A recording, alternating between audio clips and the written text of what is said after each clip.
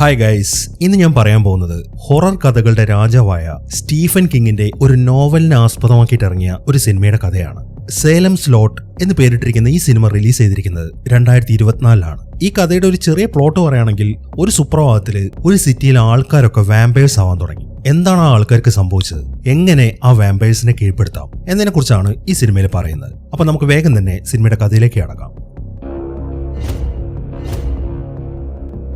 ആദ്യം കാണിക്കുന്നത് സ്ട്രൈക്കർ എന്ന് പറയുന്ന ഒരാളെയാണ്. ഇയാൾ ഒരു യൂറോപ്യനാണ്. ഇപ്പൊ അടുത്താണ് ഇയാൾ ഈ സിറ്റിയിലേക്ക് താമസം മാറിയത്. പുള്ളി ഇപ്പം അവിടെ ഒരു ആന്റിക് ഷോപ്പ് തുടങ്ങിയിട്ടുണ്ട്. സ്ട്രൈക്കർ ആൻഡ് ബാർലോ ഇതാണ് ആ ഷോപ്പിന്റെ പേര്. മാത്രമല്ല, അവിടുത്തെ ഒരു കുന്നിന്റെ മുകളിലായിട്ട് അയാൾ ഒരു വീടും വാങ്ങിയിട്ടുണ്ട്.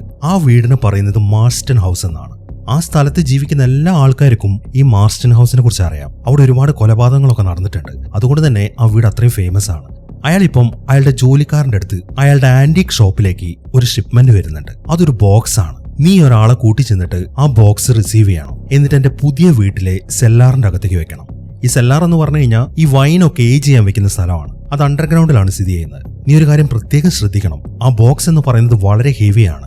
മാത്രമല്ല, അതിനകത്തുള്ളത് വളരെ പുരാതനമായിട്ടുള്ള ഒരു കാര്യമാണ്. അതുകൊണ്ട് സൂക്ഷിച്ചു വേണം ആ പെട്ടി സെല്ലാറിലേക്ക് വെക്കാൻ എന്നിങ്ങനെയുള്ള നിർദ്ദേശങ്ങളൊക്കെയാണ് സ്ട്രൈക്കർ ഇപ്പം അയാളുടെ സഹായിക്ക് കൊടുക്കുന്നത്. അയാളാണെങ്കിൽ അത് സമ്മതിക്കുകയും ചെയ്യുന്നു. അങ്ങനെ സമയം രാത്രിയെ രണ്ടുപേരിപ്പം ആ മാർസ്റ്റൺ ഹൗസിന്റെ അടുത്തെത്തി. അവരാണ് ആ പെട്ടി അങ്ങോട്ട് കൊണ്ടുവന്നിരിക്കുന്നത്. അങ്ങനെ രണ്ടുപേരും ആ പെട്ടിയും താങ്ങി പിടിച്ചിട്ട് ആ വീടിനകത്തെ സെല്ലാറിന്റെ അകത്തേക്ക് പോവാണ്. വളരെ ഹെവി ആയിരുന്നു ആ പെട്ടി. അതുകൊണ്ട് തന്നെ കഷ്ടപ്പെട്ടാണ് അവർ രണ്ടുപേരും കൂടെ അത് പൊക്കിക്കൊണ്ടു പോകുന്നത്. അതിനിടയിലാണ് ആ പെട്ടി അവരുടെ കയ്യിൽ നിന്ന് താഴേക്ക് വീഴുന്നത്. അതോടുകൂടെ ആ പെട്ടിയുടെ താഴ്ഭാഗം പൊട്ടിപ്പോവുകയും ചെയ്തു. അവർ നോക്കുമ്പോൾ അതിനകത്ത് മൊത്തം മണ്ണാണ്. എന്താണ് ഇയാൾ ഈ മണ്ണ് കൊണ്ട് പാക്ക് ചെയ്തിരിക്കുന്നത് എന്നാണ് അവർ ചിന്തിക്കുന്നത്. അങ്ങനെ അവർ വീണ്ടും ആ പെട്ടി പൊക്കിയെടുത്തിട്ട് അതിന്റെ സ്ഥാനത്തേക്ക് കൊണ്ടുവച്ചു. എന്നിട്ട് ഒരുത്തനിപ്പോൾ അവിടുന്ന് പോയി. എന്നാൽ ഈ സമയം ആ പെട്ടിക്കകത്തു നിന്നും ഒരു ശബ്ദം കേൾക്കാൻ തുടങ്ങി. ആ പെട്ടി ഇപ്പം അവിടെ നിൽക്കുന്ന ആൾ അതിന്റെ അടുത്തേക്ക് വിളിക്കുകയാണ്. ഈ സമയം ആ മനുഷ്യൻ ആ പെട്ടിയുടെ അടുത്തേക്ക് നടക്കുമ്പോൾ അയാളുടെ കണ്ണിങ്ങനെ വെള്ള കളറിലേക്ക് മാറുന്നുണ്ട്. മാത്രമല്ല, അയാൾ അടുത്തേക്ക് ചെല്ലുമ്പോൾ ആ പെട്ടിയുടെ ഡോർ ഇങ്ങനെ ഓപ്പൺ ആയിട്ട് വരികയാണ്. എന്നാൽ അയാൾ ആ പെട്ടിയുടെ അടുത്തേക്ക് എത്തുമ്പോഴേക്കും പുറത്തേക്ക് പോയവൻ അയാളെ വിളിക്കാൻ തുടങ്ങി. നീ എന്താണ് അവിടെ കാണിച്ചു കൊടുക്കുന്നത്, നമുക്ക് പോകണ്ടേ, നേരെ ഒരുപാട് വൈകി എന്നാണ് അയാൾ പറയുന്നത്. അത് കേട്ട ഉടനെ അയാളാണെങ്കിൽ ആ പെട്ടി തുറക്കാതെ വേഗം അവിടെ നിന്ന് പോവാണ്. അങ്ങനെ അവർ പുറത്തേക്ക് ഇറങ്ങി ആ സെല്ലാറിന്റെ ഡോർ ക്ലോസ് ചെയ്തു. ഈ സമയത്താണ് ആ പെട്ടിയുടെ ഡോർ ഓപ്പൺ ആയിട്ട് വരുന്നത്. അതിനകത്തുള്ളത് ഒരു ഭീകര രൂപമായിരുന്നു. ഈ രൂപത്തിന്റെ പേര് കർട്ട് ബാർലോ എന്നാണ്. നമ്മൾ നേരത്തെ കണ്ട സ്ട്രൈക്കർ ഉണ്ടല്ലോ, അയാളുടെ മാസ്റ്ററാണ് ഈ ബാർലോ. ഇനി കാണിക്കുന്നത് ഈ കഥയിലെ ഹീറോ. ഇവന്റെ പേര് ബെൻ എന്നാണ്. ഇവൻ ഒരു എഴുത്തുകാരനാണ്. ഇവൻ കുട്ടിക്കാലത്ത് താമസിച്ചിരുന്നത് ഈ സിറ്റിയിലായിരുന്നു. പിന്നെ പഠിത്തത്തിന് വേണ്ടിയിട്ട് അവൻ വേറെ സ്ഥലത്തേക്ക് പോയതാണ്. ഇപ്പൊ ഒരു എഴുത്തുകാരനായതിനു ശേഷം അവന് പുതിയൊരു നോവൽ എഴുതാൻ വേണ്ടി അവന്റെ നാട്ടിലേക്ക് തിരിച്ചു വന്നിരിക്കുകയാണ്. എന്നാൽ ഇപ്പൊ അവനിവിടെ താമസിക്കാൻ വീടൊന്നുമില്ല. അതുകൊണ്ട് തന്നെ ഒരു വീട് റെന്റിനെടുക്കാൻ വേണ്ടി അവനിപ്പോ ഒരു സ്ഥലത്തേക്ക് ചെന്നു. അവിടെ ഒരു ലേഡി ഇരിക്കുന്നുണ്ട്. ഇവളുടെ പേര് സൂസൻ എന്നാണ്. അവനങ്ങോട്ട് കയറി ചെല്ലുമ്പോൾ അവൾ വായിച്ചുകൊണ്ടിരിക്കുന്നത് ഇവൻ തന്നെ എഴുതിയൊരു ബുക്കാണ്. മാത്രമല്ല, അവന്റെ ഒരു ഫാനും കൂടെയാണ് അവള്. അങ്ങനെ കുറച്ച് സമയത്ത് സംസാരത്തിന് ശേഷം ഈ സൂസൻ തന്നെ അവന് താമസിക്കാനുള്ള വീട് സെറ്റാക്കി കൊടുക്കുകയാണ്. ഇനി കാണിക്കുന്നത് 3 ചെറിയ പയ്യന്മാരെയാണ്. ഇതിൽ ഈ കണ്ണാടി വെച്ച പയ്യന്റെ പേര് മാർക്ക് എന്നാണ്. ഇടതുഭാഗത്തിരിക്കുന്ന പയ്യന്റെ പേര് റാൽഫ് എന്നും വലതുഭാഗത്ത് നിൽക്കുന്ന പയ്യന്റെ പേര് ഡാനി എന്നുമാണ്. ഈ റാൽഫും ഡാനിയും ബ്രദേഴ്സ് ആണ്. അവരിപ്പം അവരുടെ സ്കൂൾ ഗ്രൗണ്ടിലാണ് നിൽക്കുന്നത്. ഈ മാർക്ക് പുതിയതായിട്ട് സിറ്റിയിലേക്ക് വന്ന പയ്യനാണ്. അതുകൊണ്ട് അവിടുത്തെ കാര്യങ്ങളൊന്നും അവൻ അറിയത്തില്ല. ഈ സമയം അവരെന്തൊക്കെയോ കളിച്ചുകൊണ്ടിരിക്കുമ്പോഴാണ് ആ സ്കൂളിൽ പഠിക്കുന്ന മറ്റൊരു പയ്യൻ അങ്ങോട്ട് വരുന്നത്. റിച്ചി എന്നാണ് അവന്റെ പേര്. അവനും അവന്റെ ഗ്യാങ്ങും കൂടെയാണ് അങ്ങോട്ട് വന്നിരിക്കുന്നത്. ഇവനൊരു ബുള്ളിയാണ്. പുതിയതായിട്ട് ആരെങ്കിലുമൊക്കെ വന്നു കഴിഞ്ഞാൽ അവരെ ഉപദ്രവിക്കും. ഇപ്പൊ മാർക്കിനെ കാണുമ്പോൾ റിച്ചി എന്നിട്ട് മാർക്കിനെ ഉപദ്രവിക്കാൻ തുടങ്ങി. എന്നാൽ സാധാരണ അവൻ ആരെ ഉപദ്രവിച്ചു കഴിഞ്ഞാലും അവർ തിരിച്ച് റിച്ചിയൊന്നും ചെയ്യാറില്ല. എന്നാൽ മാർക്ക് അങ്ങനെ ആയിരുന്നില്ല. മാർക്ക് വളരെ ധൈര്യമുള്ളൊരു പയ്യനാണ്. അവൻ ഉടനെ തന്നെ റിച്ചി ഇടിച്ച് താഴേക്കിട്ടിട്ട് അവന്റെ കൈ പിടിച്ചോടിക്കാൻ തുടങ്ങി. റിച്ചി ആണെങ്കിൽ അവിടെ കടന്ന് ഉറക്കെ നിലവിളിച്ചുകൊണ്ടിരിക്കുകയാണ്. ഇതെല്ലാം ക്ലാസ് റൂമിൽ നിന്നിട്ടും ഒരു സാറ് ശ്രദ്ധിക്കുന്നുണ്ട്. ഇയാളുടെ പേര് ബർക്ക് എന്നാണ്. അവസാനം അയാൾ അങ്ങോട്ട് വന്ന് പറഞ്ഞതുകൊണ്ടാണ് മാർക്ക് ഇപ്പൊ റിച്ചിയെ വിടുന്നത്. ഇതിൽ നിന്നും മാർക്ക് എങ്ങനെയുള്ള ഒരുത്തനാണ് എന്ന കാര്യം എല്ലാവർക്കും മനസ്സിലായി കാണുമല്ലോ. ഒന്നിനും പേടില്ല അവന്. അതാണ് അവന്റെ പ്രത്യേകത.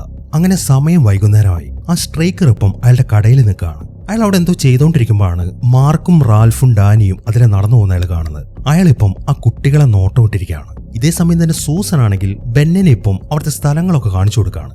അവളിപ്പോ അവനെയും കൊണ്ട് പോയിരിക്കുന്നത് ഒരു വലിയ ഗ്രൗണ്ടിലേക്കാണ്. ഈ ഗ്രൗണ്ടിന്റെ പ്രത്യേകത എന്താണെന്ന് വെച്ച് കഴിഞ്ഞാൽ അവിടെ വലിയൊരു സ്ക്രീൻ വെച്ചിട്ടുണ്ട്. വലുതെന്ന് പറഞ്ഞു കഴിഞ്ഞാൽ വളരെ വലുതാണ്. അവിടേക്ക് ആൾക്കാർ കാറുകളിലാണ് വരുന്നത്. നിരവധി കാറുകൾ അവിടെ പാർക്ക് ചെയ്തിട്ടുണ്ട്. ആ കാറിൽ ഇരുന്നുകൊണ്ട് തന്നെ അവർക്ക് ആ സ്ക്രീനിൽ സിനിമ കാണാം. ഈ ഒരു സെറ്റപ്പാണ് അവിടെ ചെയ്തു വെച്ചിരിക്കുന്നത്. ഇതേ സമയം തന്നെ റാൽഫും ഡാനിയും മാർക്കിനെ അവന്റെ വീട്ടിലാക്കിയിട്ട് ഒരു റോഡിലൂടെ അങ്ങനെ നടന്നു വന്നുകൊണ്ടിരിക്കുകയാണ്. ആ റോഡിന്റെ അപ്പുറത്ത് മൊത്തം കാടാണ്. ഈ സമയത്താണ് ആ സ്ട്രൈക്കർ അയാളുടെ കാറിൽ അങ്ങോട്ട് വരുന്നത്. ആ കുട്ടികളെ കണ്ടതും അയാൾ വണ്ടി നിർത്തി. നിങ്ങൾ എവിടെ പോവാണ്? ഈ ഏരിയയിലേക്കൊക്കെ നടന്നാണ് വരുന്നത്. നിങ്ങൾ വണ്ടിയിലേക്ക് കയറ്, ഞാൻ നിങ്ങളെ വീട്ടിൽ കൊണ്ടാക്കാം എന്നാണ് അയാൾ പറയുന്നത്. എന്നാൽ അയാളുടെ ആ സംസാരമൊക്കെ കേൾക്കുമ്പോൾ ഡാനിക്ക് ശരിക്കും പേടിയാവുന്നുണ്ട്. അയാളുടെ കൂടെ പോയി കഴിഞ്ഞാൽ ശരിയാവത്തില്ല എന്ന കാര്യം അവന് മനസ്സിലായി. അതുകൊണ്ട് തന്നെ ഞങ്ങൾ നടന്നു പോയിക്കോളാം എന്ന് പറഞ്ഞിട്ട് അവന്റെ അനിയനെയും കൂട്ടി ആ കാട്ടിലേക്ക് കയറാണ്. സാധാരണ അവന് റോഡ് വഴി നേരെയാണ് പോവേണ്ടത്. പക്ഷെ ഇയാളെ കണ്ട് പേടിച്ചുകൊണ്ടാണ് അവരിപ്പോൾ ആ കാട്ടിലേക്ക് കയറിയിരിക്കുന്നത്. അങ്ങനെ അവർ ആ കാട്ടിലൂടെ മുന്നോട്ട് നടക്കാൻ തുടങ്ങി. എന്നാൽ അവരറിയാതെ അവരുടെ പുറകിൽ ആ സ്ട്രൈക്കറും ഉണ്ട്. അയാൾ പതുക്കെ അവരുടെ പുറകെ ചെന്നിട്ട് റാൽഫിന്റെ വായ കുത്തിപ്പിടിക്കുകയാണ്. അതുകൊണ്ട് തന്നെ അവൻ ശബ്ദം ഉണ്ടാക്കുന്നത് മുന്നിൽ നടക്കുന്ന ഡാനി കേൾക്കുന്നില്ല. കുറച്ചു സമയം കഴിഞ്ഞ് അവൻ തിരിഞ്ഞു നോക്കുമ്പോൾ റാൽഫിനെ കാണുന്നുമില്ല. അതുകൊണ്ട് അവന് ശരിക്കും പേടിയാവാൻ തുടങ്ങി. അങ്ങനെ സ്ട്രൈക്കർ റാൽഫിനെയും കൊണ്ട് അയാൾ ആ വീട്ടിലേക്കാണ് പോയിരിക്കുന്നത്. ആ സ്ട്രൈക്കർ ഇപ്പം ആ വീടിന്റെ ഹാളിലായിട്ട് മൊത്തം മെഴുകുതിരി എത്തിച്ചു വെച്ചിട്ടുണ്ട്. അയാളിപ്പോ റാൽഫിനെ അങ്ങോട്ട് കൊണ്ടുവന്നിരിക്കുന്നത് അയാളുടെ മാസ്റ്ററിന് ബലി കൊടുക്കാൻ വേണ്ടിയിട്ടാണ്. അങ്ങനെ ആ പയ്യനെ അവിടെ കൊണ്ടിട്ടതിന് ശേഷം അയാളുടെ മാസ്റ്ററിനെ വിളിക്കാൻ തുടങ്ങി. കുറെ വിളിച്ചു കഴിയുമ്പോൾ അവിടുത്തെ മെഴുകുതിരികൾ മൊത്തം കെട്ടുപോവാണ്. അതിനെ തുടർന്ന് ആ ബാറിൽ ഒരു കത്തിച്ച മെഴുകുതിരിയുമായിട്ട് അവിടുത്തെ കൂണിപ്പടികൾ ഇറങ്ങി വരാൻ തുടങ്ങി. ഇതെല്ലാം റാൽഫും കാണുന്നുണ്ട്. അയാളുടെ ആ രൂപം കാണുമ്പോൾ അവനിങ്ങനെ ഉറക്കെ നിലവിളിക്കുകയാണ്. പക്ഷെ ആ നിലവിളി കേൾക്കാൻ സിറ്റിയിൽ ഇപ്പൊ ആരും ഉണർന്നിരിക്കുന്നില്ല. അങ്ങനെ പെട്ടെന്ന് തന്നെ ബാറിലോ അങ്ങോട്ട് വന്നിട്ട് ആ പയ്യനെ കൊന്നു നിന്നാണ്. അതൊക്കെ കണ്ട് ആകെ സന്തോഷത്തിൽ നിൽക്കുകയാണ് സ്ട്രൈക്കർ. അങ്ങനെ പിറ്റേ ദിവസം രാവിലെ റാൽഫ് മിസ്സായത് ഇപ്പൊ എല്ലാവരും അറിഞ്ഞിട്ടുണ്ട്. അതിനെ തുടർന്ന് അവിടെ ഇപ്പൊ ഒരു അന്വേഷണം നടന്നുകൊണ്ടിരിക്കുകയാണ്. ആ അന്വേഷിക്കാൻ പോയവരുടെ കൂട്ടത്തില് നമ്മുടെ ബെന്ന ഉണ്ടായിരുന്നു. പക്ഷെ എവിടെയൊക്കെ അന്വേഷിച്ചിട്ടും റാൽഫിനെ അവർക്ക് കണ്ടെത്താൻ പറ്റിയിട്ടില്ല. അവരിപ്പോ പഴിക്കുന്നത് ബെന്നിനെയാണ്. നീ ഇപ്പൊ ഈ സിറ്റിയിലേക്ക് വന്നുകൊണ്ടാണ് ഇങ്ങനത്തെ പ്രശ്നങ്ങളൊക്കെ ഉണ്ടായത് എന്നൊക്കെയാണ് അവർ ബെന്നിന്റെ അടുത്ത് പറയുന്നത്. എന്നാൽ ഈ സമയം ബെന്നിന്റെ കൂടെ നമ്മുടെ സാറായ ബർക്കും ഇരിക്കുന്നുണ്ട്. അയാൾ ഇങ്ങനെ ഓരോന്നൊക്കെ പറഞ്ഞിട്ട് അവനെ സമാധാനിപ്പിക്കുകയാണ്. അങ്ങനെ കുറെ നേരം സെർച്ച് ചെയ്തിട്ടും അവനെ കിട്ടാത്തതുകൊണ്ട് അവരിപ്പോ തൽക്കാലം സെർച്ചിങ് ഒക്കെ മതിയാക്കി. റാൽഫിന്റെ അച്ഛനും അമ്മയും ഡാനിയും കൂട്ടി അവിടുന്ന് പോവാണ്. ഡാനിയാണെങ്കിൽ ഇപ്പൊ വല്ലാത്തൊരു മാനസികാവസ്ഥയിലാണ്. അങ്ങനെ സമയം രാത്രിയായി. ഡാനി ഇപ്പം അവന്റെ റൂമിൽ കിടക്കുകയാണ്. അവന്റെ അനിയനെ കുറിച്ച് ഓർത്തിട്ട് നല്ല സങ്കടമുണ്ട്. ഇപ്പൊ അവനെ കുറിച്ച് തന്നെ ആലോചിച്ചിട്ടാണ് ഡാനിയോടെ കിടക്കുന്നത്. പെട്ടെന്നാണ് പുറത്തു നിന്നൊരു ശബ്ദം കേൾക്കുന്നത്. ഡാനി പതുക്കെ വെളിയിലേക്ക് ഇറങ്ങി നോക്കുകയാണ്. എന്നാൽ ആ ഏരിയയിലൊന്നും ആരെയും കാണുന്നില്ല. ഈ സമയത്താണ് റാൽഫിന്റെ മൗത്ത് ഓർഗൻ അവൻ അവിടെ നിന്ന് കിട്ടുന്നത്. അവൻ അതും നോക്കിക്കൊണ്ട് നിൽക്കുമ്പോഴാണ് പെട്ടെന്ന് മുകളിൽ നിന്നൊരു കൈ വന്നിട്ട് ഡാനിയെ വലിച്ചുകൊണ്ട് പോകുന്നത്. അങ്ങനെ ഈ സംഭവത്തിന് ശേഷം കുറച്ച് സമയം കഴിയുമ്പോൾ ഡാനിയുടെ അമ്മ അവരുടെ ബെഡിൽ നിന്ന് ഞെട്ടി എഴുന്നേറ്റു. അവര് നോക്കുമ്പോൾ ഡാനി അവരുടെ മുന്നിലായിട്ട് നിൽക്കുന്നുണ്ട്. അവന് തീരെ വയ്യ. അതുകൊണ്ട് തന്നെ അവരുടനെ അവനെ ഹോസ്പിറ്റലിലാക്കുകയാണ്. ഈ സമയം അവിടെ ഒരു ഡോക്ടർ ഉണ്ട്. ഈ ഡോക്ടറിന്റെ പേര് കോടി എന്നാണ്. അവരിപ്പോ അവനെ പരിശോധിച്ചതിന് ശേഷം പറയുന്നത് അവൻ അനീമിയാണ്. അവന്റെ ബ്ലഡ് സെൽസ് എല്ലാം കുറഞ്ഞുകൊണ്ടിരിക്കുകയാണ് എന്നാണ് ഡോക്ടർ പറയുന്നത്. ഇതെല്ലാം കേൾക്കുമ്പോൾ ഡാനിയുടെ അമ്മയ്ക്കാണ് ശരിക്കും പേടിയാവുന്നുണ്ട്. അങ്ങനെ കുറച്ച് സമയങ്ങൾ കൂടെ കഴിഞ്ഞു. ഡാനിക്ക് ഇപ്പോഴും ബോധം വന്നിട്ടില്ല. അവന്റെ ശരീരത്തിലേക്ക് ബ്ലഡ് ഇങ്ങനെ കയറിക്കൊണ്ടിരിക്കുകയാണ്. അവന്റെ അമ്മയും അവന്റെ തൊട്ടടുത്തിരിക്കുന്നുണ്ട്. കുറച്ച് സമയം കഴിഞ്ഞപ്പോൾ അവൻ കണ്ണു തുറന്നു. അവൻ എനിക്കിങ്ങനെ വെള്ളം വേണം എന്നാണ് പറയുന്നത്. അത് കേട്ട ഉടനെ ഡാനിയുടെ അമ്മ വെള്ളം എടുക്കാൻ വേണ്ടി വെളിയിലേക്ക് ഇറങ്ങി. പിന്നീട് അവർ തിരിച്ച് അകത്തേക്ക് വന്ന് നോക്കുമ്പോൾ ആ കാഴ്ച അവരെ ശരിക്കും ഞെട്ടിച്ചു കളഞ്ഞു. ഡാനി ഇപ്പം അവിടെ തൂക്കിയിട്ടിരിക്കുന്ന ബ്ലഡൊക്കെ കുടിക്കുകയാണ്. അങ്ങനെ അത് മൊത്തം കുടിച്ചു തീരുമ്പോൾ അവനാണെങ്കിൽ താഴേക്ക് വീഴുകയും ചെയ്തു. ഇതോടുകൂടെ ഡാനിയും മരിക്കുകയാണ്. അങ്ങനെ പിറ്റേ ദിവസമായി. ഇന്നിപ്പം ഡാനിയുടെ ഫ്യൂണറലാണ് നടക്കുന്നത്. അവിടെ പള്ളിയിൽ വെച്ച് നിൽക്കുന്നുണ്ട്. മാത്രമല്ല ആ പെട്ടി കുഴിച്ചിടാൻ സഹായിക്കുന്ന ഒരു പയ്യൻ അവിടെ നിൽക്കുന്നുണ്ട്. ഇവന്റെ പേര് മൈക്ക് എന്നാണ്. അങ്ങനെ ആ ഫ്യൂണറലും കാര്യങ്ങളൊക്കെ കഴിയുമ്പോഴേക്കും സമയം രാത്രിയായി. എല്ലാവരും പോയി കഴിഞ്ഞ് മൈക്കിപ്പം ആ കുഴിയിലേക്ക് മണ്ണ് വാരിയിട്ടുകൊണ്ടിരിക്കുകയാണ്. എന്നാൽ ആ മണ്ണ് വാരിട്ട് കഴിയുമ്പോഴാണ് ആ പെട്ടിക്കുള്ളിൽ നിന്നും ഡാനി കരയുന്ന ശബ്ദം കേൾക്കുന്നത്. അത് കേൾക്കുമ്പോൾ അവന് ശരിക്കും ഞെട്ടലായിരുന്നു. ഇനിയിപ്പോൾ ആ പയ്യൻ മരിച്ചിട്ടില്ലേ എന്ന് കരുതിയിട്ട് അവൻ വേഗം ചെന്നിട്ട് ആ പെട്ടി തുറന്നു നോക്കുകയാണ്. എന്നാൽ ഡാനി ഇപ്പോൾ അതിനകത്ത് മരിച്ചു തന്നെയാണ് കിടക്കുന്നത്. പിന്നെ എന്താണ് ശബ്ദം കേട്ടത് എന്നാണ് ഇപ്പൊ മൈക്ക് ചിന്തിക്കുന്നത്. അങ്ങനെ അവൻ വീണ്ടും ആ പെട്ടി അടച്ചിട്ട് ആ കുഴിയിൽ നിന്ന് വെളിയിലേക്ക് ഇറങ്ങി. എന്നിട്ട് പിന്നെ അതിലേക്ക് മണ്ണ് വാരിയിടാൻ തുടങ്ങി. അങ്ങനെ ആദ്യത്തെ തവണ മണ്ണ് വാരിയിട്ടിട്ട് അവൻ വീണ്ടും മണ്ണ് എടുക്കാൻ പോകുമ്പോൾ ഡാനി ആ പെട്ടിയിൽ നിന്ന് വെളിയിലേക്ക് വരാണ്. അവന്റെ രൂപം മൊത്തം മാറിയിട്ടുണ്ട്. അതെ, അവനിപ്പം ഒരു വാമ്പയർ ആയിട്ട് മാറിയിരിക്കുകയാണ്. അങ്ങനെ മൈക്ക് വീണ്ടും മണ്ണുമായിട്ട് ആ കുഴിയുടെ അടുത്തേക്ക് എത്തി. എന്നാൽ അവിടുത്തെ കാഴ്ച അവനെ ശരിക്കും ഞെട്ടിച്ചു കളഞ്ഞു. ആ പെട്ടി ഓപ്പൺ ആയിരിക്കുകയാണ്. മാത്രമല്ല ഡാനിയുടെ ശരീരം അതിനകത്ത് കാണുന്നുമില്ല. എന്താണ് ഇവിടെ സംഭവിച്ചത് എന്നൊന്നും മനസ്സിലാവാതെ നിൽക്കുമ്പോഴാണ് പെട്ടെന്ന് ഡാനി വന്നിട്ട് മൈക്കിനെ അറ്റാക്ക് ചെയ്യുന്നത്. അവൻ മൈക്കിനെയും പൊക്കിയെടുത്തിട്ട് ആ കുഴിയിലേക്ക് ചാടുകയാണ്. അങ്ങനെ പിറ്റേ ദിവസം രാത്രിയായി. നമ്മുടെ ബർക്കിപ്പം ഒരു ബാറിലേക്ക് പോയിരിക്കുകയാണ്. അയാൾ അവിടെ ഇരുന്നിട്ട് അയാളുടെ ഡ്രിങ്ക് ഓർഡർ ചെയ്യുമ്പോഴാണ് ആ ബാറിന്റെ ഒരു മൂലയിലായിട്ട് മൈക്ക് ഇരിക്കുന്ന അയാൾ കാണുന്നത്. അവൻ ആ ഇരുത്തത്തിൽ എന്തോ പന്തികേട് തോന്നിയതുകൊണ്ട് അയാൾ അവന്റെ അടുത്തേക്ക് ചെന്നു. ഈ സമയം അയാൾ നോക്കുമ്പോൾ അവന്റെ മുഖം മൊത്തം വിളറി വെളുത്തിട്ടുണ്ട്. മാത്രമല്ല അവൻ വല്ലാണ്ട് പേടിച്ചിരിക്കുകയാണ്. എനിക്കിത് എന്തു പറ്റി എന്നാണ് ബർക്ക് ചോദിക്കുന്നത്. അത് കേൾക്കുമ്പോൾ എനിക്ക് തീരെ വയ്യ. കഴിഞ്ഞ ദിവസമായിരുന്നു ആ ഡാനിയുടെ ഫ്യൂണറൽ. അതിനുശേഷമാണ് എനിക്ക് ഇങ്ങനെയൊക്കെ സംഭവിച്ചത്. ഞാൻ അവന്റെ കണ്ണ് കണ്ടായിരുന്നു എന്നൊക്കെയാണ് അവൻ ഇങ്ങനെ പേടിയോടെ പറയുന്നത്. മാത്രമല്ല കണ്ണ് കണ്ടായിരുന്നു എന്ന് പറഞ്ഞതിന് ശേഷം അവന് പിന്നീടൊന്നും സംസാരിക്കാനേ പറ്റുന്നില്ല. അതെല്ലാം കാണുമ്പോൾ നീ ടെൻഷൻ അടിക്കാതിരിക്കേ, നമുക്ക് എത്രയും പെട്ടെന്ന് ഡോക്ടർ കോടിയെ ചെന്ന് കാണണം. പക്ഷെ ഇപ്പൊ അവിടേക്ക് പോയിട്ട് കാര്യമില്ല, അവർ വീട്ടിലേക്ക് പോയിട്ടുണ്ടാവും. അതുകൊണ്ട് ഇന്നത്തെ രാത്രി നീ എന്റെ കൂടെ നിൽക്ക്, നമുക്ക് നാളെ രാവിലെ തന്നെ ഡോക്ടർ കോടിയെ കാണാൻ പോവാം എന്ന് പറഞ്ഞിട്ട് ബർക്ക് മൈക്കിനെയും കൂട്ടി നേരെ അയാളുടെ വീട്ടിലേക്ക് പോവാണ്. എന്നിട്ട് അവൻ അയാളുടെ റൂമിലേക്ക് കൊണ്ടിരുത്തി. മാത്രമല്ല വെള്ളം കുടിക്കാൻ കൊടുത്തു.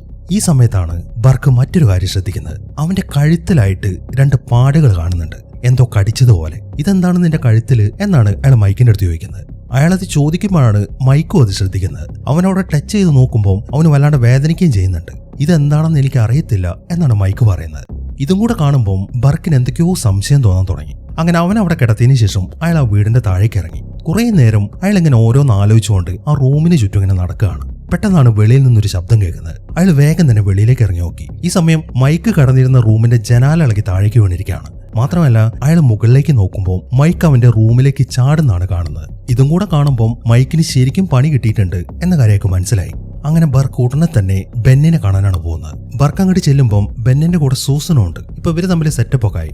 ഇപ്പൊ ബർക്ക് അവരുടെ അടുത്ത് പറയുന്നത്, നിന്റെ കയ്യിൽ കുരിശു വല്ലതും ഉണ്ടെങ്കിൽ അതെടുത്തോ, നമുക്ക് അത്യാവശ്യമായിട്ട് എന്റെ വീട് വരെ ഒന്ന് പോകണമെന്നാണ്. അങ്ങനെ കുറച്ച് സമയത്തിന് ശേഷം ബർക്ക് അവരുമായിട്ട് അയാളുടെ വീട്ടിലെത്തി. വീടിനകത്തേക്ക് കയറുന്നതിന് മുമ്പ് തന്നെ അയാൾ അവിടെ നടന്ന മുഴുവൻ കാര്യങ്ങളും അവർക്ക് പറഞ്ഞു കൊടുക്കുകയാണ്. എനിക്ക് തോന്നുന്നത് ആ മൈക്ക് വാമ്പയർ ആയിട്ടുണ്ടെന്നാണ് എന്നാണ് അയാൾ പറയുന്നത്. അത് കേട്ട് അവരാണെങ്കിൽ ശരിക്കും ഞെട്ടി നിൽക്കുകയാണ്. അങ്ങനെ അവർ പതുക്കെ മൈക്ക് കിടക്കുന്ന റൂമിലേക്ക് എത്തി. ഈ സമയം അവർ അങ്ങോട്ട് ചെന്ന് നോക്കുമ്പോൾ അവൻ മരിച്ചു കഴിഞ്ഞിരുന്നു. അങ്ങനെ ബെൻ അവനെ പരിശോധിക്കാൻ തുടങ്ങി. എന്നാൽ ഇപ്പൊ അവര് നോക്കുമ്പോൾ അവന്റെ കഴുത്തില് ആ കടി കിട്ടിയ പാട് കാണുന്നില്ല. ബെൻ അത് തന്നെ ഇങ്ങനെ നോക്കി നിൽക്കുമ്പോൾ, നീ ആ പാട് നോക്കണ്ട, അത് കാണത്തില്ല, ഞാൻ ഇതിനെക്കുറിച്ച് റിസർച്ചൊക്കെ നടത്തിയിട്ടുണ്ട്. വാമ്പയേഴ്സിന്റെ കടി കിട്ടിക്കഴിഞ്ഞാൽ ആള് മരിച്ചു കഴിഞ്ഞാൽ ആ പാട് കാണത്തില്ല. ഇനിയിപ്പോ ഏത് സമയം വേണമെങ്കിലും ഇവൻ വാമ്പയർ ആയിട്ട് എഴുന്നേക്കും എന്നാണ് ബർക്ക് പറയുന്നത്. അങ്ങനെ കുറച്ച് സമയം കഴിഞ്ഞ് അവർ വിളിച്ചതിനെ തുടർന്ന് ആ ഡോക്ടർ കോടി അങ്ങോട്ടെത്തി. അവര് മാത്രമല്ല ഒരു പോലീസുകാരൻ അങ്ങോട്ട് വന്നിട്ടുണ്ട്. എന്നാൽ ആ വാമ്പയേഴ്സിന്റെ കാര്യമൊന്നും ബർക്കിപ്പം ആ ഡോക്ടറുടെ അടുത്ത് പറയുന്നില്ല. ഈ മൈക്ക് ഉറക്കത്തിൽ മരിച്ചതാണ് എന്നാണ് അവർ ഡോക്ടറുടെ അടുത്ത് പറഞ്ഞിരിക്കുന്നത്. ഡോക്ടർ ചെക്ക് ചെയ്യുമ്പോൾ അവനിപ്പോൾ മരിച്ചിട്ടുണ്ട്. എന്നാൽ ഡോക്ടർ കോടിക്ക് മറ്റെന്തോ സംശയമുണ്ട്, നമുക്കതിനെക്കുറിച്ച് പിന്നീട് സംസാരിക്കാം എന്നാണ് അവർ പറയുന്നത്. ഇതേ സമയം തന്നെ മാർക്കാണെങ്കിൽ അവന്റെ വീട്ടിൽ കിടക്കുകയാണ്. പെട്ടെന്നാണ് പുറത്തുനിന്നൊരു ശബ്ദം കേൾക്കുന്നത്. അവൻ നോക്കുമ്പോൾ ആ കാഴ്ച അവനെ ശരിക്കും അത്ഭുതപ്പെടുത്തി കളഞ്ഞു. അത് ഡാനി ആയിരുന്നു. അവനിപ്പോ ആ വാമ്പയർ ആയിട്ട് അവന്റെ ജനാലയ്ക്ക് പുറകിൽ നിൽക്കുകയാണ്. നീ എന്താണ് ഇങ്ങനെ നോക്കി നിൽക്കുന്നത് മാർക്ക്, ഈ വാതില് തുറക്ക്, ഞാൻ അകത്തേക്ക് വരട്ടെ എന്നൊക്കെയാണ് ഡാനി പറയുന്നത്. അവനത് പറയുമ്പം മാർക്ക് ഇപ്പൊ ഡാനിയുടെ അടുത്തേക്ക് നടക്കുകയാണ്. മാത്രമല്ല അവൻ ഡാനിയിൽ ഇങ്ങനെ അട്രാക്ട് ആവുന്നുണ്ട്. അതോടുകൂടെ മാർക്കിന്റെ കണ്ണുകളൊക്കെ ഇപ്പൊ വെള്ള കളറിലാവുകയാണ്. അങ്ങനെ ഡാനി പറഞ്ഞതുപോലെ അവൻ ആ വാതില് തുറന്നു. അതിനെ തുടർന്ന് ഡാനി ഇങ്ങനെ പറന്ന് ആ റൂമിന്റെ അകത്തേക്ക് കയറാണ്.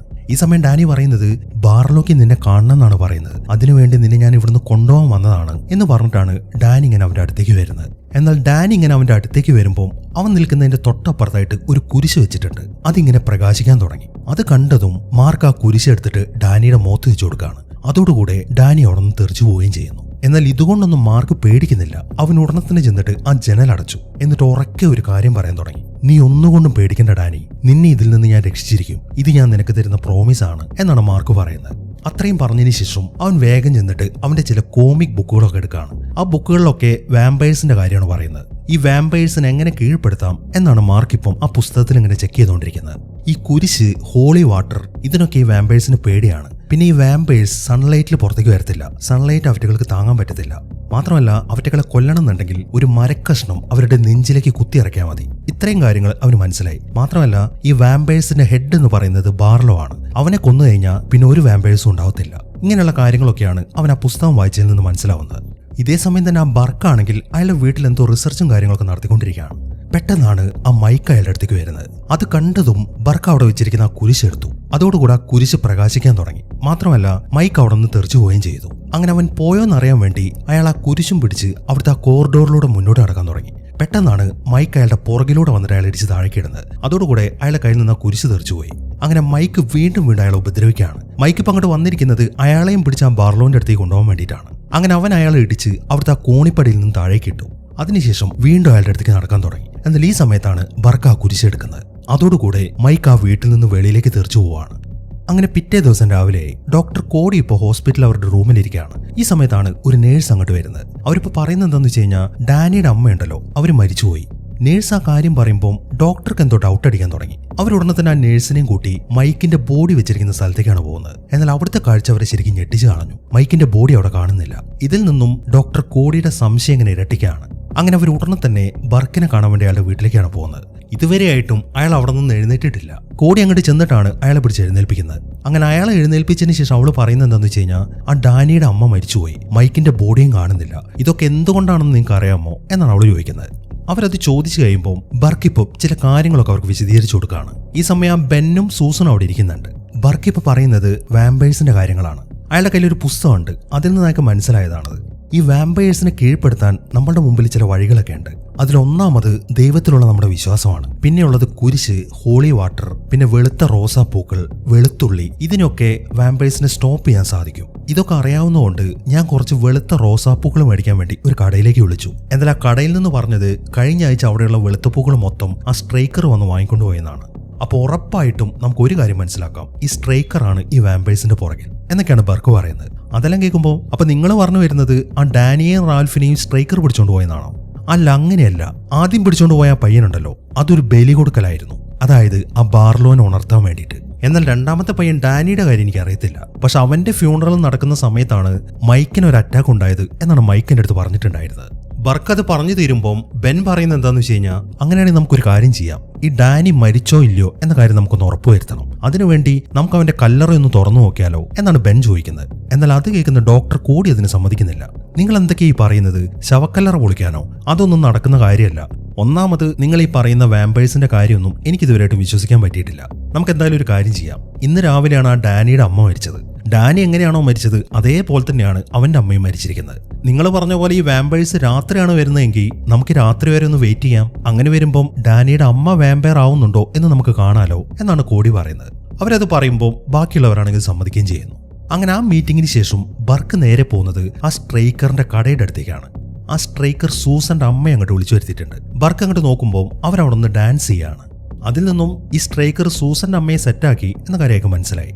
അങ്ങനെ കുറച്ച് സമയങ്ങൾ കഴിഞ്ഞു. മാർക്ക് ഇപ്പം ആ മാസ്റ്റൻ ഹൗസിലേക്ക് പോയിരിക്കുകയാണ്. അവനിപ്പോൾ അവിടുത്തെ ആ സെല്ലാറിന്റെ ഡോർ തുറന്നിട്ട് അതിനകത്തേക്ക് കയറി. എന്നാൽ ഈ സമയം ആ ബർക്ക് അവിടെ നിൽക്കുന്നുണ്ട്. മാർക്ക് അങ്ങോട്ട് വന്നിരിക്കുന്ന കാണുമ്പോൾ, നീ എന്താണ് മാർക്ക് ഇവിടെ? ചെറിയ കുട്ടികൾക്കുള്ള സ്ഥലമല്ല ഇത്. ഇവിടുത്തെ കാര്യങ്ങളെ കുറിച്ചൊന്നും നിനക്ക് അറിയത്തില്ല. അതുകൊണ്ട് നീ വേഗം തിരിച്ചു പോകാൻ നോക്ക് എന്നാണ് ബർക്ക് പറയുന്നത്. എന്നാൽ അത് കേൾക്കുമ്പോൾ മാർക്ക് പറയുന്നത് എന്താണെന്ന് വെച്ച് കഴിഞ്ഞാൽ, ഞാൻ ഇവിടെ വന്നത് ഡാനിയെ രക്ഷിക്കാനാണ്. ഡാനി ഇവര് പിടിച്ചിട്ടുണ്ട്. അവനിപ്പോ ഒരു വാമ്പയർ ആണ്. ഞാൻ അവന് പ്രോമിസ് കൊടുത്തിട്ടുണ്ട് ഞാൻ അവനെ രക്ഷിക്കുമെന്ന്. അതുകൊണ്ട് അവനെ രക്ഷിക്കാതെ ഞാൻ ഇവിടുന്ന് പോകത്തില്ല എന്നാണ് മാർക്ക് പറയുന്നത്. അങ്ങനെ അവർ ആ കാര്യം അവിടെ നിന്ന് സംസാരിച്ചുകൊണ്ട് നിൽക്കുമ്പോഴാണ് പെട്ടെന്ന് സ്ട്രൈക്കർ പുറത്തുകൂടെ വന്നിട്ട് ആ സെല്ലാറിന്റെ ഡോർ ക്ലോസ് ചെയ്യുന്നത്. ഇനിയിപ്പോൾ അവർക്ക് പുറത്തേക്ക് ഇറങ്ങാൻ പറ്റുന്നില്ല. ഈ സമയം അവർ വേറെ വഴിയുണ്ടോ എന്ന് നോക്കിയിട്ട് ഒരു മെഴുകുതിരിയും കത്തിച്ച് നടക്കാൻ തുടങ്ങി. എന്നാൽ ആ സെല്ലാറിൽ നിന്നും ആ വീടിന്റെ അകത്തേക്ക് കയറാൻ അവിടെ സ്റ്റേഴ്സ് ഒന്നും ഉണ്ടായിരുന്നില്ല. ഈ സമയം ബർക്കാണെങ്കിൽ വളരെ കഷ്ടപ്പെട്ട് മാർക്കിനെ മുകളിലേക്ക് കയറ്റി. എന്നാൽ പെട്ടെന്നാണ് ആ ബാർലോ വന്നിട്ട് ബർക്കിനെ കടിക്കുന്നത്. പിന്നീട് കേൾക്കുന്നത് അയാളുടെ നിലവിളി മാത്രം. ഈ സമയമാകുമ്പോഴേക്കും ആ സ്ട്രൈക്കർ ആണെങ്കിൽ മാർക്കിനെ പിടിച്ച് ആ വീടിന്റെ അകത്തേക്ക് കൊണ്ടുപോവുകയും ചെയ്യുന്നു. ഇതേ സമയം തന്നെ ബെന്നും കൂട്ടരും ഹോസ്പിറ്റലിലെ മോർച്ചറിയിലാണ്. ഡാനിയുടെ അമ്മയുടെ ശരീരം അവിടെ കിടത്തിയിട്ടുണ്ട്. അവര് വാമ്പയർ ആവുന്നുണ്ടോ എന്നാണ് അവർ നോക്കിക്കൊണ്ടിരിക്കുന്നത്. അങ്ങനെ നേരെ ഇരുട്ടിയതും ഡാനിയുടെ അമ്മ അവിടെ നിന്ന് എഴുന്നേൽക്കുകയാണ്. അപ്പൊ അവര് വാമ്പയർ ആയി എന്ന കാര്യം എല്ലാവർക്കും മനസ്സിലായി. പക്ഷെ ഇപ്പം അവരുടെ കയ്യിൽ കുരിശൊന്നുമില്ല. പക്ഷെ കുരിശില്ലാതെ ആ വാമ്പയറിനെ സ്റ്റോപ്പ് ചെയ്യാനും പറ്റത്തില്ല. അതുകൊണ്ട് തന്നെ കോടി എന്ത് ചെയ്യുന്നു വെച്ച് കഴിഞ്ഞാൽ അവരുടെ ബാഗിൽ നിന്നും 2 മരക്കഷ്ണം എടുത്തിട്ട് കുരിശ് പോലെ ആ വാമ്പയറിന് നേരെ പിടിക്കുകയാണ്. പക്ഷെ അത് ഒറിജിനൽ കുരിശല്ലാത്തതുകൊണ്ട് ആ വാമ്പയറിനൊന്നും സംഭവിക്കുന്നില്ല. ഈ സമയത്ത് ബെന്നും സൂസനും കൂടെ ആ 2 മരക്കഷ്ണങ്ങൾ ഡോക്ടറുടെ അടുത്ത് മേടിച്ചിട്ട് അതിങ്ങനെ ഒരു ടാപ്പ് വെച്ചിട്ട് ചുറ്റാണ്. മാത്രമല്ല ബൈബിളിൽ എന്തൊക്കെയോ വചനങ്ങൾ കൂടെ പറയാൻ തുടങ്ങി. അതോടുകൂടെ അതിപ്പോൾ ഒറിജിനൽ കുരിശായിട്ട് മാറി. അങ്ങനെ ആ കുരിശ് ഇങ്ങനെ പ്രകാശിക്കുകയാണ്. ഈ സമയമാകുമ്പോഴേക്കും ഡാനിയുടെ അമ്മ അവരുടെ അടുത്തേക്ക് എത്തി. അത് കണ്ടതും അവർ ആ കുരിശെടുത്തിട്ട് ആ വാമ്പയറിന് നേരെ പിടിച്ചു. എന്നാൽ ആ കുരിശ് കണ്ടതും ആ വാമ്പയർ ഇങ്ങനെ ഉറക്കെ അലറാൻ തുടങ്ങി. അതോടുകൂടെ ആ കുരിശാണെങ്കിൽ പൊട്ടിപ്പോവുകയും ചെയ്തു. അങ്ങനെ ഉടനെ തന്നെ ആ വാമ്പയർ അവർക്ക് അറ്റാക്ക് ചെയ്യാണ്. അവരിപ്പം ഡോക്ടർ കോടിയാണ് പിടിച്ചിരിക്കുന്നത്. എന്നാൽ ഈ സമയം ബെൻ എന്ത് ചെയ്യുന്നു വെച്ച് കഴിഞ്ഞാൽ അവരുടെ മുഖത്തേക്ക് തുണി ഇട്ടിട്ട് അവരെ പിടിച്ച് പുറകിലേക്ക് വലിക്കാൻ തുടങ്ങി. പക്ഷെ അവനെ കൊണ്ട് ഒറ്റയ്ക്ക് അവരെ പിടിച്ച് മാറ്റാൻ പറ്റുന്നില്ല. അതിനിടയിൽ ഡോക്ടർ ആണെങ്കിൽ അവിടെ കിടക്കുന്ന ഒരു കത്തി എടുത്തിട്ട് ആ വാമ്പയറിനെ ഇങ്ങനെ കുത്തുന്നുണ്ട്. പക്ഷെ ഒരു തുള്ളി ബ്ലഡ് പോലും വെളിയിലേക്ക് വരുന്നില്ല. മാത്രമല്ല ആ വാമ്പയർ ആണെങ്കിൽ ഡോക്ടർ കോടിയുടെ കഴുത്തിന് കടിക്കുകയും ചെയ്തു. ഈ സമയമാകുമ്പോഴേക്കും സൂസൻ ആണെങ്കിൽ ആ കുരിശിന്റെ പണിയൊക്കെ പൂർത്തിയാക്കി. അങ്ങനെ അവൾ ഉടനെ തന്നെ ആ കുരിശെടുത്തിട്ട് ആ വാമ്പയറിന്റെ ശരീരത്തിലേക്ക് വെക്കുകയാണ്. അതോടുകൂടെ ആ വാമ്പയർ ആണെങ്കിൽ അവിടെ നിന്ന് അപ്രത്യക്ഷമാവുകയും ചെയ്തു. ഇപ്പൊ കോടിയുടെ കഴുത്തിൽ ആ കടി കിട്ടിയല്ലോ, ഇനി എപ്പോ വേണമെങ്കിലും അവൾ മരിക്കും. ഈ സമയത്താണ് അവർക്കൊരു ഐഡിയ തോന്നുന്നത്. അവരുടെ ബാഗിൽ ഈ വിഷബാധയ്ക്ക് കൊടുക്കുന്ന മരുന്നുണ്ട്. അവരുടനെ തന്നെ അതെടുത്തിട്ട് അവരുടെ ശരീരത്തിലേക്ക് കുത്തിവെക്കുകയാണ്. അങ്ങനെ ചെയ്തതുകൊണ്ട് അവർക്കിപ്പോൾ ആ ഇൻഫെക്ഷൻ തടയാൻ പറ്റി. ഇനിയിപ്പോൾ കോടി വാമ്പയർ ആവത്തില്ല. ഈ സമയം ബെന്നു പറയുന്നത് എന്താണെന്ന് വെച്ച് കഴിഞ്ഞാൽ, ഇനിയിപ്പോൾ നമ്മളെ കൊണ്ട് ഇതൊന്നും കൂട്ടിയ കൊടുത്തില്ല. നമുക്ക് ഉടനെ തന്നെ ഈ കാര്യം എല്ലാവരെയും അറിയിക്കണം. ഇനിയിപ്പോൾ നമുക്ക് രക്ഷപ്പെടണം എന്നുണ്ടെങ്കിൽ ആകെയുള്ള വഴി പള്ളിയാണ്. പള്ളിയിൽ മാത്രമേ ഈ വാമ്പയേഴ്സിനെ തടയാനുള്ള സാധനങ്ങളൊക്കെ ഉള്ളൂ. പക്ഷെ നമ്മൾ പള്ളിയിലേക്ക് പോകുന്നതിന് മുമ്പ് ബർക്കിനെ കണ്ടെത്തണം. അയാളുടെ കണ്ടെത്തലുകളൊക്കെ സത്യമായിരുന്നു എന്ന കാര്യം അയാൾ അറിയിക്കണം. അതിന് വേഗം നമുക്ക് അയാളുടെ വീട്ടിലേക്ക് പോവാം എന്ന് പറഞ്ഞിട്ട് ബെന്ന് ബാക്കിയുള്ളവരെയും കൂട്ടി നേരെ ബർക്കിന്റെ വീട്ടിലേക്കാണ് പോകുന്നത്. എന്നാൽ അവരവിടേക്ക് ചെല്ലുമ്പോൾ അവിടുത്തെ കാഴ്ച അവരെ ശരിക്കും ഞെട്ടിച്ചു കളഞ്ഞു. ബർക്കിന്റെ വീടിന് മുകളിലായിട്ട് 2 വാമ്പയേഴ്സ് ഇരിക്കുന്നുണ്ട്. അത് ആ മൈക്കും ഡാനിയോ ആണ്. മാത്രമല്ല ഇനി ആ പരിസരത്ത് വേറെ വാമ്പയേഴ്സ് ഉണ്ടോ എന്ന കാര്യം അവർക്ക് അറിയത്തുമില്ല. അതുകൊണ്ട് രാവിലെ വരെ വെയിറ്റ് ചെയ്യാം എന്നാണ് അവരിപ്പോൾ തീരുമാനിച്ചിരിക്കുന്നത്. അങ്ങനെ പിറ്റേ ദിവസമായി ആ സ്ട്രൈക്കർ ഇപ്പം ആ മാർക്കിനെ അന്വേഷിച്ചിട്ട് ആ റൂമിലേക്ക് വന്നിരിക്കുകയാണ്. എന്നാൽ പെട്ടെന്നാണ് അവനൊരു ഹോക്കി സ്റ്റിക്കുമായിട്ട് അവിടുത്തെ ഡോറിന്റെ ഇടയിൽ നിന്ന് വെളിയിലേക്ക് വരുന്നത്. അതിനുശേഷം അത് വെച്ച് അയാളുടെ തലക്കിട്ട് ഒരു അടി കൊടുക്കുകയാണ്. അങ്ങനെ അയാൾ താഴേക്ക് വീണ് കഴിയുമ്പോൾ അവൻ ആ ഹോക്കി സ്റ്റിക്ക് വെച്ചിട്ട് തന്നെ അയാളുടെ തലയിൽ ഇങ്ങനെ അടിച്ചടിച്ച് അയാളെ കൊന്നു കളയുന്നു. അതിനുശേഷം വേഗം തന്നെ വെളിയിലേക്ക് ഇറങ്ങി ഓടുകയാണ്. ഇതേ സമയം തന്നെ ബെന്നും കൂട്ടരും പള്ളിയിലേക്കാണ് ചെന്നിരിക്കുന്നത്. അതിനുശേഷം ഈ കാര്യങ്ങളൊക്കെ അവിടുത്തെ പള്ളിയിലച്ചൻ്റെ അടുത്ത് പറഞ്ഞു. എന്നാൽ പള്ളിയിലച്ചൻ പറയുന്നത് എന്താണെന്ന് വെച്ച് കഴിഞ്ഞാൽ, എന്റെ ചെറുപ്പകാലത്ത് പല രീതിയിലുള്ള സൂപ്പർ നാച്ചുറൽ ഫോഴ്സുകൾ ഞാൻ കണ്ടിട്ടുണ്ട്. പക്ഷെ ഞാൻ ഇപ്പം ചെറുപ്പമല്ല, അതുകൊണ്ട് തന്നെ ഈ കാര്യത്തിൽ എനിക്ക് നിങ്ങളെ സഹായിക്കാൻ പറ്റുമെന്ന് തോന്നുന്നില്ല. പക്ഷെ ഈ പള്ളിയുണ്ടല്ലോ, ഇതിനകത്തൊരു ഫോഴ്സ് ഉണ്ട്. അതുകൊണ്ട് എന്ത് പ്രശ്നം ഉണ്ടെങ്കിലും ഇതിനകത്ത് നിങ്ങൾക്കൊന്നും സംഭവിക്കത്തില്ല എന്നാണ് ആ പള്ളിയിലച്ചൻ പറയുന്നത്. ഈ സമയത്താണ് മാർക്ക് അങ്ങോട്ട് വരുന്നത്. അവൻ കുറെ സാധനങ്ങളും എടുത്തിട്ടുണ്ട്. വന്ന ഉടനെ അവൻ പറയുന്നത് എന്താണെന്ന് വെച്ച് കഴിഞ്ഞാൽ, നമ്മുടെ ബർക്കും ആ വാമ്പയറായിട്ട് മാറി. എനിക്ക് ഈ വാമ്പയേഴ്സിനെ തടഞ്ഞേ പറ്റൂ. അതിനുവേണ്ടി ചില കാര്യങ്ങൾ എടുക്കാനാണ് ഞാൻ വന്നിരിക്കുന്നത് എന്ന് പറഞ്ഞിട്ട് അവനൊരു ബോട്ടിലെടുത്ത് അവിടെ നിന്നും കുറച്ച് ഹോളി വാട്ടർ എടുക്കുകയാണ്. അതിനുശേഷം അവൻ പറയുന്നത് എന്താണെന്ന് വെച്ച് കഴിഞ്ഞാൽ, ആ സ്ട്രൈക്കറിനെ അയാളുടെ വീട്ടിൽ പിടിച്ചു വെച്ചു. അതുകൊണ്ട് തന്നെ എനിക്ക് അയാളെ കൊല്ലേണ്ടിയും വന്നു. ഈ വാമ്പയേഴ്സിന്റെ തലവൻ ബാർലോ ആണ്. ഞാൻ അതിനെ പിടിക്കാൻ പോവാണ് എന്നാണ് മാർക്ക് പറയുന്നത്. അതേക്കുന്ന പള്ളിയിലച്ചൻ പറയുന്നത് എന്താണെന്ന് വെച്ച് കഴിഞ്ഞാൽ, അങ്ങനെ നീ ഒറ്റയ്ക്ക് പോകണ്ട, ഞങ്ങൾ നിന്റെ കൂടെ ഉണ്ട്. എവിടെയാണ് ഈ സ്ഥലം എന്ന് നീ ഞങ്ങൾക്കൊന്ന് കാണിച്ചതാ എന്നാണ് പള്ളിയിലച്ചൻ പറയുന്നത്. അതിനെ തുടർന്ന് അവൻ അവരെല്ലാവരെയും കൂട്ടിക്കൊണ്ട് പോകുന്നത് ആ മാസ്റ്റൻ ഹൗസിലേക്കാണ്. അങ്ങനെ ഉടനെ തന്നെ അവർ ബർക്കിന്റെയും ബോഡി അന്വേഷിച്ചിട്ട് ആ സെല്ലാറിന്റെ അകത്തേക്ക് കയറി. പെട്ടെന്നാണ് ബർക്ക് അവരെ അറ്റാക്ക് ചെയ്യുന്നത്. അയാളിപ്പോൾ പൂർണ്ണമായിട്ടും ആ വാമ്പയറായിട്ട് മാറിയിട്ടുണ്ട്. അങ്ങനെ അയാളിപ്പോൾ പിടിച്ചിരിക്കുന്ന ബെന്നിനെയാണ്. എന്നാൽ ഈ സമയമാകുമ്പോഴേക്കും അവർ പുറത്തേക്കുള്ള ഡോർ തുറന്നു. സൂര്യപ്രകാശം അടിച്ചു കഴിയുമ്പോൾ അയാളുടെ കൈ മൊത്തം കരിഞ്ഞു പോവാണ്. അതുകൊണ്ട് തന്നെ അയാൾ ബെന്നിന്റെ പിടിവിടുകയും ചെയ്തു. ഈ സമയം മറ്റൊരു നിവൃത്തിയില്ലാത്തതുകൊണ്ട് ഒരു മരക്കഷ്ണം എടുത്ത് ബെൻ അയാളുടെ നെഞ്ചിലേക്ക് കുത്തിയിറക്കുകയാണ്. അതോടുകൂടെ ബർക്കിന്റെ പണി തീരുകയും ചെയ്തു. അങ്ങനെ പെട്ടെന്ന് തന്നെ അവരെല്ലാവരും അവിടെ നിന്ന് വെളിയിലേക്ക് ഇറങ്ങി.